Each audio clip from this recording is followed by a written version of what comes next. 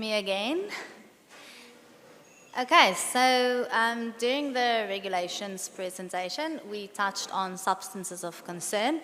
So essentially the CMRs that you all have been hearing about, I assume, in the last year or two, those fall within the substances of concern definition in our regulations. So we'll just give you some more information on that.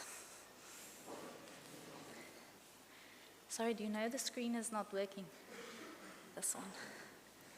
Sorry. Okay, so just to recap, this is the definition of substances of concern, and we touched on it in the regulations, so I'm not going to read it again, but anything with adverse effects on human health or the environment. Okay, and then remember it was further defined in Annexure A of the regulations, and it's products that's carcinogenic, mutagens, reproductive toxins, agricultural remedies listed in the Stockholm Convention, and those listed in the Montreal Protocol. So when we talk about CMRs, that's going to be the topic that we're going to discuss today, mostly because most of our agricultural remedies fall within this criteria and not the other two. So those are the ones that essentially resulted in a lot of our products disappearing from the market.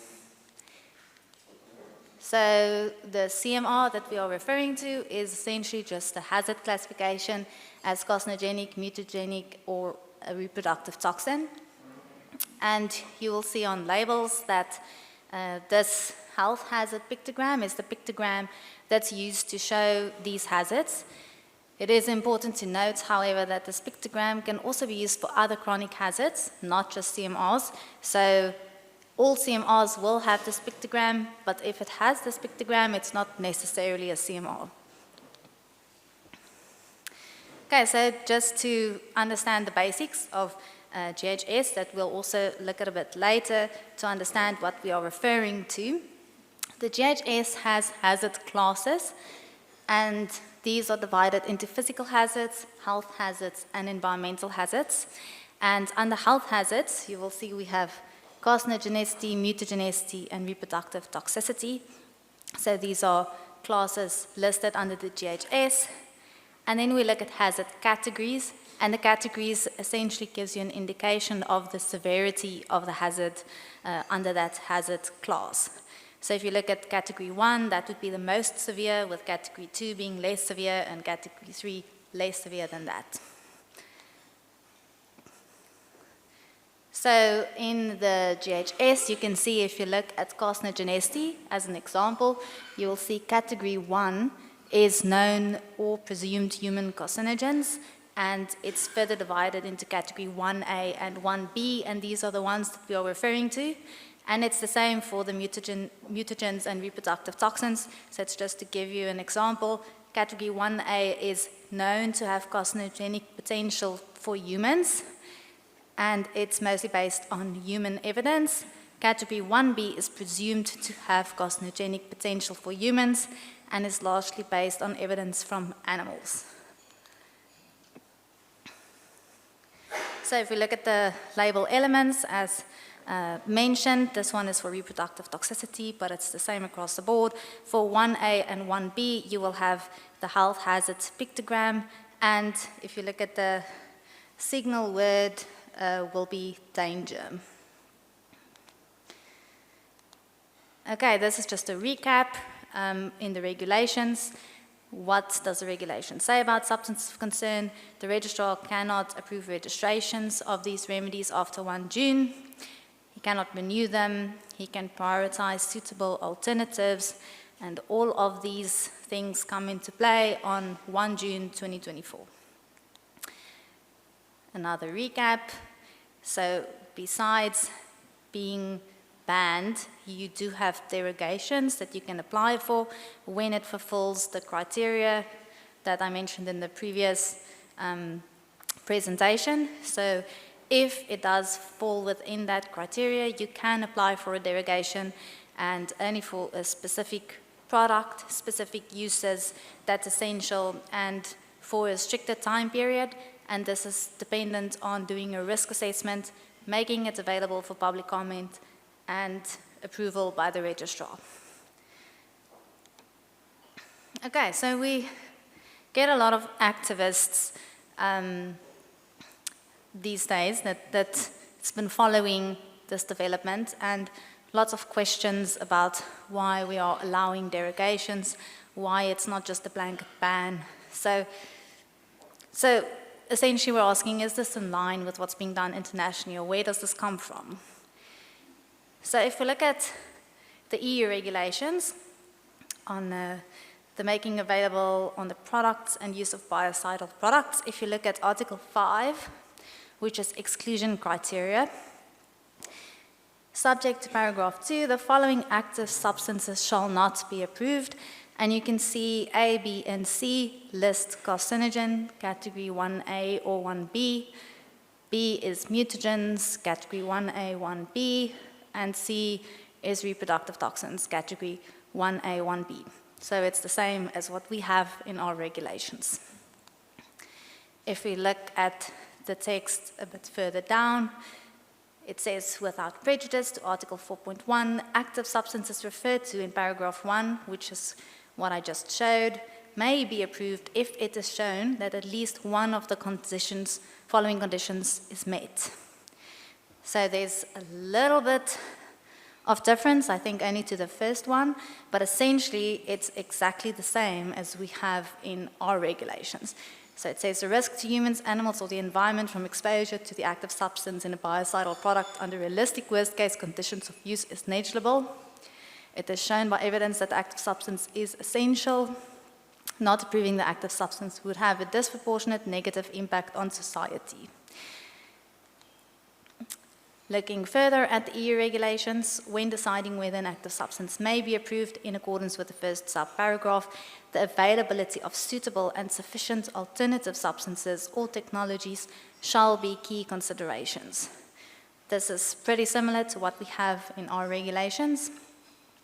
And then the use of biocidal products containing active substances approved in accordance with this paragraph shall be subject to appropriate risk mitigation measures to ensure that exposure of humans, animals, and the environment to those active substances is minimized. The use of the biocidal product with the active substance concerned shall be restricted to member states in which at least one of the conditions set out in this paragraph is met. So essentially, it comes down to doing a risk assessment. So if you want to keep these products on the market, you have to comply with the derogation criteria provided, and you have to do a risk assessment to show that the risk of using the product is manageable. So this brings us to a hazard versus risk, and what is important to note is GHS essentially classifies the product according to its hazard. So it's essentially only a hazard communication system. It doesn't give you any indication of the risk. So if we look at how these two are linked, usually we say the hazard or the risk increases with increased exposure to the hazard. So if you can minimize either the hazard or the exposure, you minimize the risk or the likelihood of harm occurring. And successful hazard communication alerts the user to the presence of a hazard and the need to minimize exposure and the resulting risks. So this is essentially thinking of a knife in a drawer. It's obviously a hazard, but does it pose a risk when it's safely stowed away? However, if your wife is using the knife and you upset her, it becomes a risk. So if we look at what is provided in the GHS, under carcinogenicity, you can see that it states, classification of a substance or mixture as posing a carcinogenic hazard is based on its inherent properties and does not provide information on the level of the human cancer risk which the use of the substance or mixture may represent. Okay, so Most of the information, if you don't have experimental data to classify your product, you can use the European Chemicals Agency's classification. So Europe essentially makes public all of their classifications, GHS classifications for various products. So this is a database that you also use in the agricultural remedy industry if you don't have your own experimental data. What is important to note, and this is just a few examples, is the products we are currently banning is, even though they are classified as CMRs 1A, 1B, we have to put this into context. So if we look, for example, at estrogen, which is a hormone that we produce naturally, and it's also the active ingredient when you're on the pill, it's a carcinogen 1B, and it's also a reproductive toxin 1B. If we look at vitamins, we think vitamins are important, we take them every day, they are obviously important, they are vital. However, vitamin A that you buy unregulated over the counter is a reproductive toxin 1B. If we think of anticoagulants, lots of people use blood thinners to help them medically. The same product is used as a rodenticide, and it's classified as a reproductive toxin 1A. So essentially what it comes down to is, I think we all know that most things are poison. It's just essentially the dose that makes the poison. So we can't just necessarily ban something because it has hazardous properties, because some things, even though it's hazardous, are still essential. So this brings us to what is called the precautionary principle. The precautionary principle essentially enables decision makers to adopt precautionary measures when scientific evidence about an environmental or human health hazard is uncertain and the stakes are high. It divides opinions, and to some it is unscientific and an obstacle to progress, and to others it is an approach that protects human health and the environment. So one of the most controversial things about using the precautionary principle in legal aspects is that there's a shift in the burden of proof. Traditionally, the person claiming that an activity could cause harm should produce proof to back up that claim. However, when you take the precautionary principle, this reverses the burden of proof, and the individual or the entity proposing the activity must prove the activity is not harmful. So essentially, this is what we're doing with CMRs. We are following a precautionary principle, which is being done in Europe, where we essentially put a blanket ban on something without knowing the risks, and if you want to keep it on the market, you have to demonstrate that there isn't a risk. So does uncertainty demand action, or does it justify inaction? And Shauna will take over from here.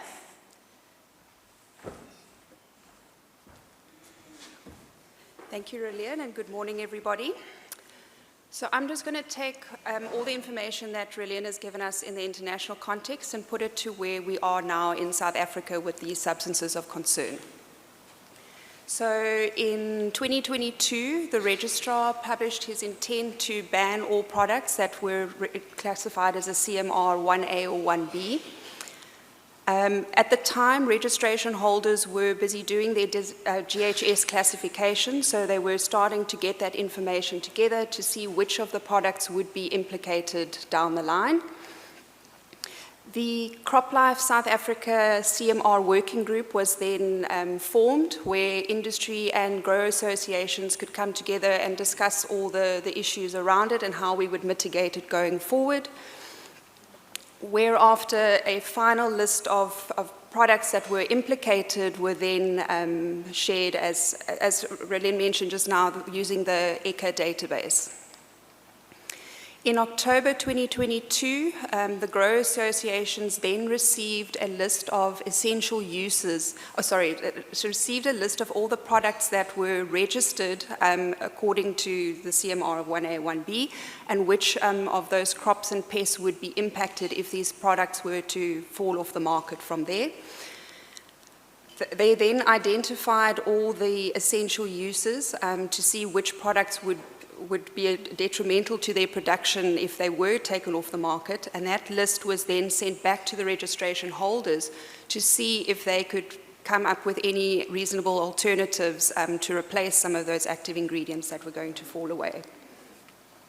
Rolene touched on the regulation, which was published in August 2023. And here it was stated that the registrar cannot approve or renew any substance of concern after the 1st of June 2024 unless that derogation process is followed from there. Shortly after that, there was a protocol for the submission of fast tracking of alternatives that was published by DELRAD, which registration holders could then use to fast track alternatives. And they also started to work through the prioritization of the renewals of these chemicals that were going to be falling off the market as of 1 June. I'll touch on that a bit just now.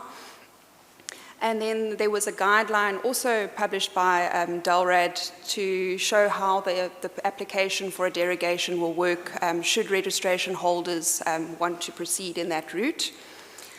And currently, we're going through a phase-out period where, and I'll again touch on it at a further slide, where the registration holders have time to get the information together to apply for the derogation or phase out their product, whichever route they're going to go with.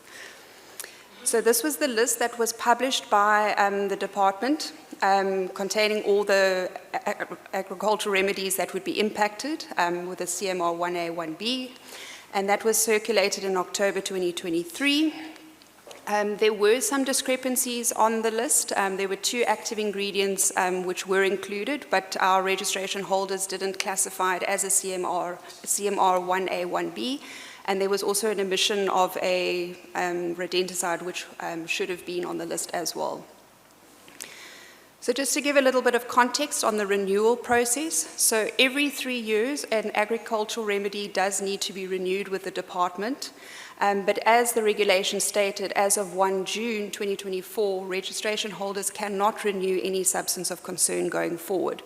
So all the products that were up for renewal now in this year needed to be applied for before, either for a phase-out period or to get that information together. So they had to submit this to the registrar before the 1st of June, and there's only a maximum period of 1 year where registration holders can either deplete their stocks or apply for that derogation.